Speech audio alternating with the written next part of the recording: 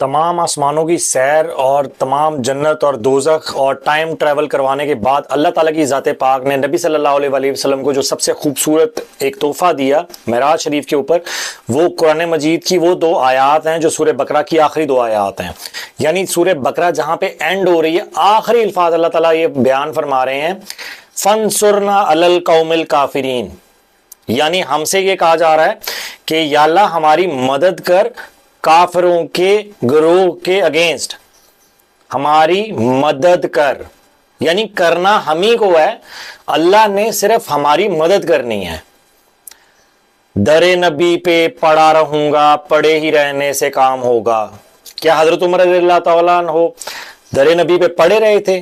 کیا حضرت علی رضی اللہ تعالیٰ عنہ در نبی پہ پڑے رہے تھے؟ حالانکہ عشرہ مبشرہ جنت کی بشارت ملنے کے باوجود 3 خلفائے راشدین آپ کے شہید کیے جاتے ہیں۔ کیوں؟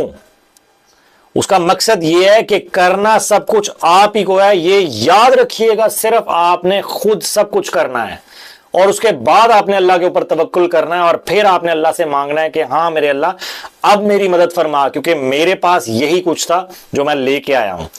اپنا فل پوٹینشل دینے کے بعد اللہ کے ساتھ دعا کرنا اور اس کی تقدیر کے اوپر ایمان رکھنا، اس کو توکل کہتے ہیں۔ سورہ بقرہ جہاں پہ ختم ہو رہی ہے، اللہ تعالیٰ ہمیں سب سے بڑا پیغام یہ دے رہے ہیں کہ کرنا سب کچھ تم نے ہے، لیکن تم نے جب سب کچھ کر بیٹھو گے تو اینڈ پہ مدد مجھ سے مانگنی ہے، لیکن کرنا تم ہی کو ہوگا۔ تو یہ بھول جائیں کہ آپ توکل کر کے اگر جو ہے وہ اپنے بیڈ روم میں یا ڈرائنگ روم میں صوفے پہ ٹانگ رکھ کے بیٹھ جائیں گے اور آپ کی خواہش آپ کو مل جائے گی۔ اللہ اس پہ قادر ہے، لیکن اللہ کا یہ قانون نہیں ہے۔